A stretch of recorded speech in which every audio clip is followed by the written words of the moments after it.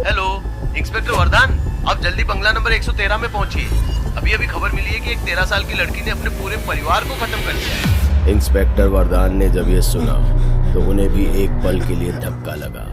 वो तुरंत ही सब काम छोड़कर सीधे बंगला नंबर 113 पहुंच गए। सुबह सुबह ही बंगले के बाहर पुलिस और मीडिया का जमावड़ा लगा था।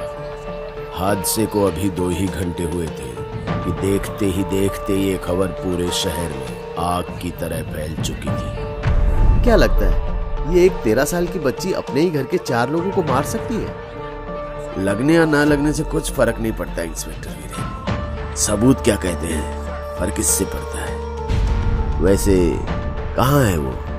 कौन? सुमोना? उसे अभी उसके ही कमरे में बंद कर रखा है जब तक कि लेडीज पुलिस नहीं आ जाती। वीरेन की बात सुन वरदान सीधा सुमोना के कमरे की ओर चल दिया। उसका कमरा बंगले के सबसे आखिरी में था। जहां पहुंचने से पहले उसने परिवार के सभी सदस्यों की बदहाल लाशें देख ली थी।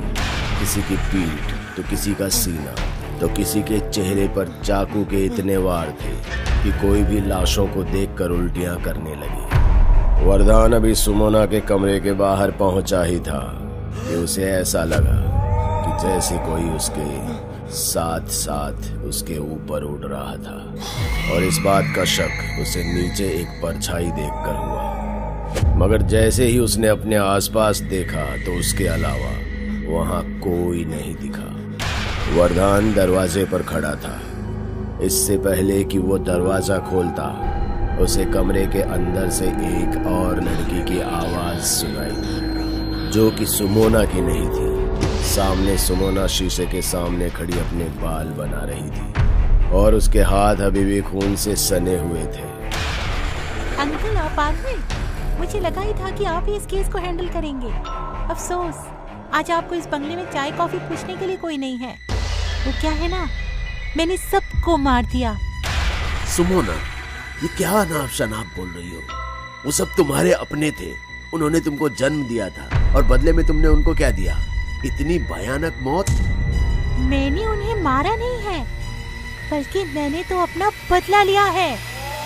सुमोना ने बड़ी मासूमियत से वरदान से कहा था, और इस वक्त उसकी आंखें पूरी तरह से सफेद हो गई थी, जिससे वरदान डर के पीछे हो गया, क्योंकि एक पल को सुमोना में उसे किसी और का अक्स नजर आया, जिसे शायद वरदान अच्छे से जानता था। पर इससे पहले वरदान को समझ पाता, 2 लेडीज पुलिस कांस्टेबल आई और सुमोना को अपने साथ ले गई। लेकिन जाते हुए सुमोना की नजरें वरदान को ही घूर रही थी, और तभी सुमोना ने चीखते हुए वरदान से कहा, सब तो मर गए, कोई किसी को नहीं बचा पाया। अब तेरी बारी है, बचा सकता है तो बचा ले। सुमोना जब ये वरदान से कह रही थी तब वरदान के चेहरे में किसी और का अक्स साफ साफ दिखाई दे दिया था, और कांपते हुए वरदान ने सिर्फ इतना कहा था, सुप्रिया? ऐसा नहीं हो सकता, नहीं हो सकता, नहीं नहीं। खुद से कहते हुए वरदान पुलिस स्टेशन ना जाकर सीधे अपने घर को भागा और हड़बड़ाते हुए पत्नी से कहा, प्रिया, प्रिया, जल्दी से सब जरूरी सामान पैक करो, हम लोग अभी के अभी ये शहर छोड़कर जा रहे हैं। लेकिन वरदान हुआ क्या ऐसे अचानक से? और अभी तो राहुल भी स्कूल से नहीं आया है। मैंने जैसा बोला वैसा करो, समझी? और राहुल को लाने के लिए मैंने हौलदार को बोल दिया है, वो कुछ ही देर में आता होगा। शाम होने से पहले हमें किसी भी हाल में ये शहर छोड़ देना है। वरदान ने जब ये बातें तेज आवाज में कही थी, जिसे सुनकर प्रिया ने कुछ भी नहीं कहा और चुपचाप अपना सामान पैक करने लग गई। वरदान भी अपनी अलमारी से पैसे और जेवरात का बैग भर रहा था कि तभी उसे इंस्पेक्टर वीरेन का फोन आया। हाँ वीरेन, टिकट हो गई? सर वो टिकट तो मिल गई, लेकिन क्या आपने हवलदार धनीराम को राहुल को स्कूल से लाने के लिए कहा था क्या? वीरेन के मुंह से राहुल का जिक्र सुनकर वरदान का डर धीरे धीरे यकीन में बदलने लगा था। उसने चीखते हुए वीरेन से कहा, क्या हुआ मेरे राहुल को? सर हवलदार तो उसे स्कूल से लेकर आ ही रहा था, लेकिन रास्ते में गाड़ी आउट ऑफ कंट्रोल हो गई और गाड़ी का एक्सीडेंट हो गया। सर हवलदार धनीराम नहीं रहा और तब से राहुल भी गायब है। मैंने उसे ढूंढने के लिए वीरेन अभी बोल ही रहा था कि तभी उसने एक मैसेज लिखा और उसे वीरेन को भेज दिया। एक के बाद एक चीजें बिगड़ती जा रही थी। वरदान को भी अब किसी अनहोनी का एहसास होने लगा था, पर तभी उसे अपने घर में एक अजीब सा सन्नाटा सुनाई दिया। प्रिया, कहाँ हो तुम? प्रिया, प्रिया! वरदान प्रिया को पुकारता हुआ उसे पूरे घर में ढूंढ रहा था, पर ना जाने प्रिया अचानक से कहां गायब हो गई थी। पूरे घर में सामान बिखरा हुआ था। कुछ देर पहले वरदान का बेटा राहुल लापता हुआ था और अब उसकी पत्नी प्रिया। वरदान का मानसिक संतुलन अब पूरी तरह से बिगड़ चुका था। वो अपने ही घर में चिल्लाता तो कभी आस पड़ोस में जाकर अपनी पत्नी को ढूंढता। इन्हीं सब चीजों में शाम ने रात की काली चादर ओढ़ ली थी और अब वरदान अपने घर के दरवाजे पर बदहाल बैठा हुआ था। और जैसे रात गहरी हुई तो उसने देखा कि उसकी पत्नी प्रिया अपने बच्चे राहुल को गोद में उठाकर घर के अंदर चली आ रही है। वो इतना रोई थी कि उसकी आंखों से आंसुओं के निशान सूख कर पपड़ी बनकर उसके गालों से चिपक उसका दर्द बयान कर रहे थे। एक माँ ने अपनी सबसे कीमती चीज खो दी थी। वो किसी जिंदा लाश की तरह वरदान के सामने आई और राहुल को उसकी गोद में थमाते हुए बोली, ये लो तुम्हारा बेटा, ये मर चुका है और इसे किसने मारा है ये तुम भी जानते हो। काश इसकी जगह तुम मर जाते। तुम्हारे पापों की सजा इस मासूम ने भुगती है। इतना कहकर प्रिया घर के अंदर चली गई और वरदान राहुल की लाश गोद में लिए वहीं घुटनों के बल बैठ जोर जोर से रोने लगा। लेकिन इससे पहले वरदान अपने बेटे की लाश पर चैन से रो पाता, उसे अंदर से पानी गिरने की आवाज आई और एक बहुत बुरी बदबू, जिसे सूंघ वो तुरंत ही हड़बड़ाते हुए घर के अंदर भागा।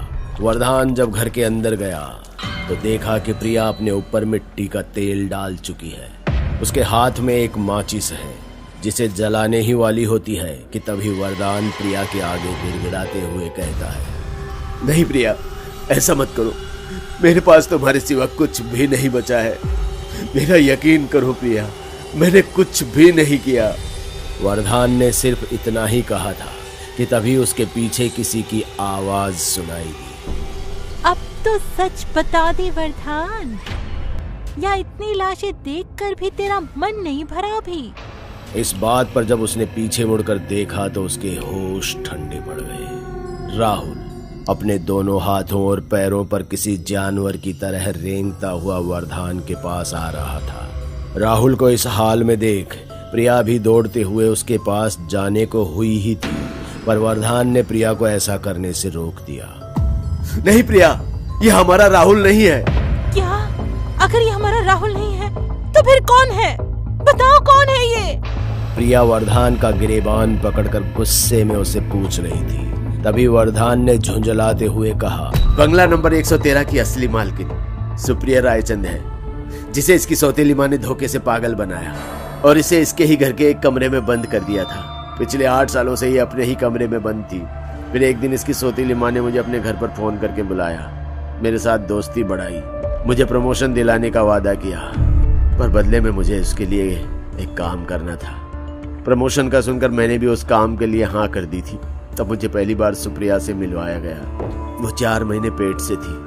बोला कि वो उसकी ही नौकरानी की बेटी है और मुझे बिना किसी को खबर किए हुए उसका एबॉर्शन करवाना था।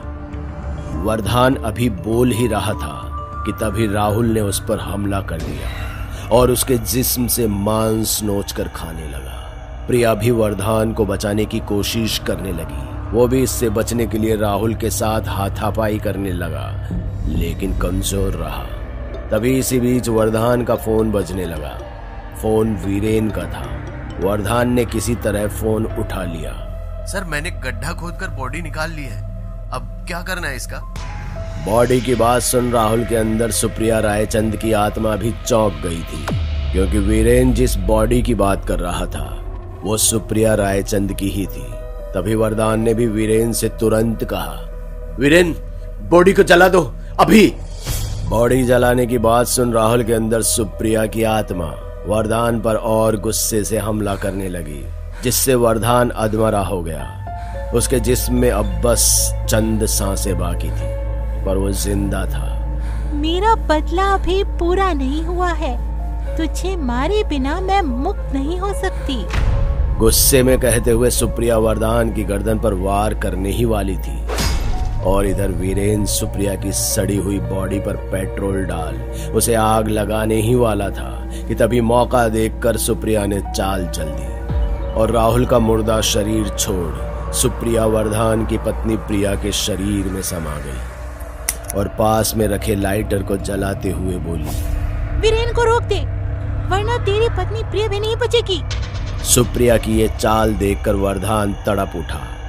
जैसे ही उसने वीरेन को रोकने के लिए फोन उठाया, इतने में सुप्रिया चीखने लगी, क्योंकि उधर वीरेन सुप्रिया की बॉडी में आग लगा चुका था, जिसके दर्द से तड़पते हुए प्रिया के शरीर में सुप्रिया के हाथ से लाइटर उसकी साड़ी पर गिर गया और वरदान की पत्नी उसके आंखों के सामने ही चीखते हुए जलने लगी। वो अपनी पत्नी को इतनी भयानक मौत मरते देखेगा, ये उसने सपने में भी नहीं सोचा था।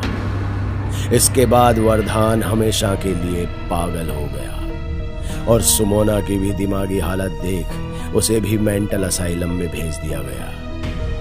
और आज 7 सालों से दोनों एक ही पागल खाने में है। सुमोना और वरदान दोनों अपनी व्हील चेयर पर बैठे बातें कर रहे हैं। दोनों की ही बॉडी लगभग 70% पैरालाइज्ड है। हाँ, तो कल कहाँ तक सुनाया था मैंने? हाँ, याद आया। हाँ, तो मुझे सुप्रिया का अबॉर्शन कराने के लिए भेजा गया। तब सुप्रिया ने मुझसे बात की, बोली कि वो पागल नहीं है, बल्कि उस बंगले की असली वारिस है। उसकी सौतेली माँ उसे दवाई देकर पागल बनाती है और उसके पेट में जो बच्चा है उसके ही सौतेले भाई यानी कि तेरे बड़े भैया आदित्य का है, जो रोज रात उसके कमरे में जाता था। हाँ, बच्चा जरूर बड़े भैया का है, लेकिन उसे नोचने वाले तेरे बाप और तेरा हवेली का मुंशी वंशीधर भी है। तीनों ने टाइम से अपना टाइम टेबल सेट कर रखा था। जैसे तेरी माँ ने मुझे प्रमोशन का लालच दिया, सुप्रिया ने भी मुझे लालच दिया था। उसकी एक ज़मीन थी जो सिर्फ उसकी ही थी, वो मुझे देना चाहती थी, क्योंकि उसे पता था कि अगर उसका अबॉर्शन हुआ तो वो इस बार जिंदा नहीं बचेगी, क्योंकि इससे पहले भी उसके 3 अबॉर्शन हो चुके थे। वो मेरे सामने चीखती रही, गिड़गिड़ाती रही, यहाँ तक कि भागने की भी कोशिश की, पर मैं उसे बेहोश कर अस्पताल ले गया, जहाँ उसकी मौत हो गई। जब मैंने ये बात आगे बताई तो उन्होंने बॉडी वापस बंगले पर लाने को कहा और फिर मुझसे ही गड्ढा खुदवाया और मैंने ही उसकी बॉडी को उसके ही बंगले में दफन कर दिया। हाँ, तेरा बाप कमीना था और तेरा भाई भी और तेरी माँ भी, और भूल मत, तुझमें भी वही खून है। वरदान की बात सुन सुमोना गुस्से से कांपने लगी और सुमोना को गुस्से से कांपता देख वरदान हंस रहा था। दोस्तों, अगर आपको हमारी कहानी अच्छी लगी हो तो लाइक, कमेंट और शेयर जरूर करें। साथ ही रेगुलर अपडेट के लिए चैनल को सब्सक्राइब करें। और अगर आपके पास भी कोई डर से भरी दमदार कहानी है तो भेजिए हमारे मेल एड्रेस पर अभी।